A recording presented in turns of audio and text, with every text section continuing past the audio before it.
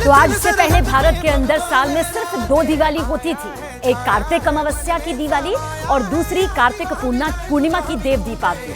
लेकिन अब देश के अंदर साल 2024 से तीसरी दीपावली भी मनाई जाएगी और ये दीपावली हर साल 22 जनवरी को मनाई जाएगी, क्योंकि करीब 500 साल के लंबे संघर्ष के बाद रामलला अपनी जन्मभूमि पर दोबारा विराजमान हो गए हैं।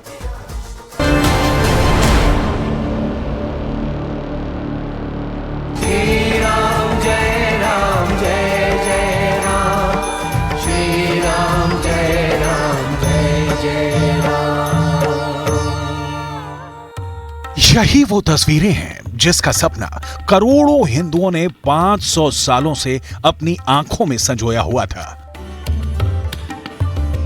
500 सालों के बाद प्रधानमंत्री मोदी ने प्रभु श्री राम लला की प्राण प्रतिष्ठा में मुख्य यजमान बनकर हिंदुओं के सदियों पुराने सपने को साकार कर दिया। भारत के प्रधानमंत्री के रूप में और भारत के करोड़ों नागरिकों के प्रतिनिधि के रूप में प्रधानमंत्री मोदी ने अत्यंत शुभ मुहूर्त में प्राण प्रतिष्ठा का शुभ कार्य विधि विधान से संपन्न किया।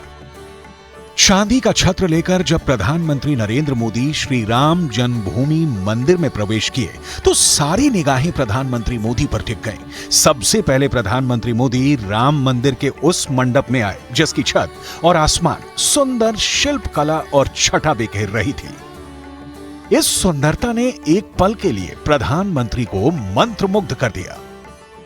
इसके बाद प्रधानमंत्री मोदी राम मंदिर के गर्भगृह के ठीक पहले मौजूद मंडप में जाकर पूजा के आसन पर बैठे।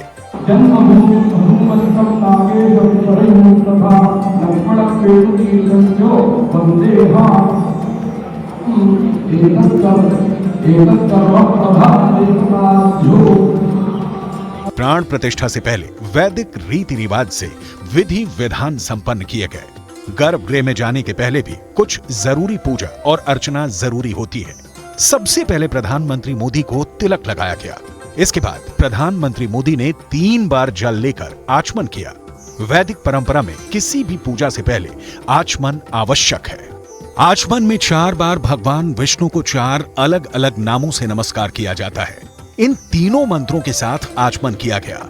ओम केशवाय नमः, ओम नारायणाय नमः, ओम माधवाय नमः और चौथे मंत्र ओम ऋषिकेशाय नमः के साथ ही हस्त प्रक्षालन का विधान है।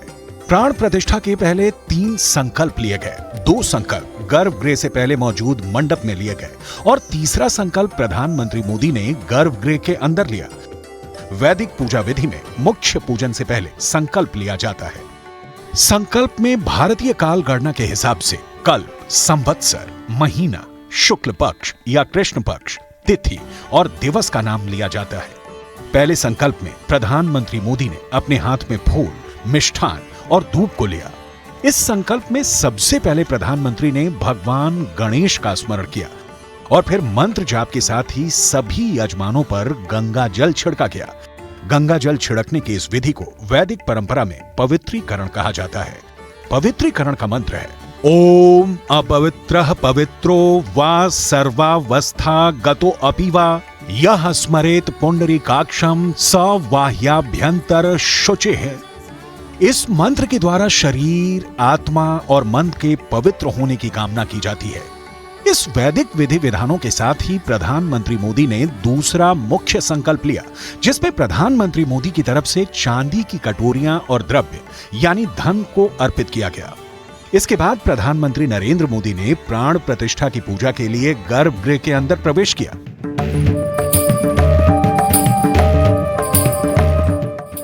गर्भगृह के अंदर प्रधानमंत्री मोदी ने तीसरा वैदिक संकल्प लिया। जहां प्रधानमंत्री मोदी गर्भगृह के अंदर बैठे, वहीं पर चांदी का छत्र भी रखा गया था, जिसको रामलला के गर्भगृह में ही सुशोभित किया जाना है। गर्भगृह में परमात्मा के आगमन के लिए प्रार्थना और मंत्र जाप आरंभ किया गया। यहाँ पर भी वैदिक पूजा की सारी व्यवस्था पहले से ही कर ली गई थी। काशी के आचार्य गणेश्वर शास्त्री यहाँ पहले से मौजूद थे, जिनके मार्गदर्शन में प्राण प्रतिष्ठा का पूरा विधि विधान संपन्न किया गया। यहाँ एक बार फिर प्रधानमंत्री मोदी ने 3 बार जल पीकर आचमन किया। प्रधानमंत्री मोदी के साथ ही संघ प्रमुख मोहन भागवत, यूपी की राज्यपाल आनंदीबेन पटेल और मुख्यमंत्री योगी आदित्यनाथ ने भी अपने हाथों में पुष्प लेकर संकल्प लिए और उसके बाद सभी ने ये पुष्प रामलला को समर्पित कर दिए।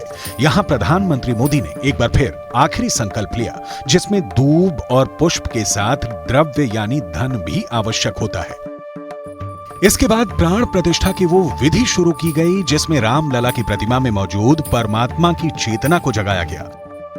इसके लिए प्रतिमा के वस्त्रों से जुड़ी हुई एक डोर को हिलाया गया। प्रधानमंत्री मोदी ने मुख्य यजमान के रूप में और मोहन भागवत, आनंदीबेन पटेल और योगी आदित्यनाथ ने रामलला को एक बार फिर पुष्प अर्पित किए और फिर इसके बाद प्रधानमंत्री मोदी ने विधि विधान से परंपरागत वाद्य यंत्रों के सुरों के बीच रामलला की भव्य आरती की।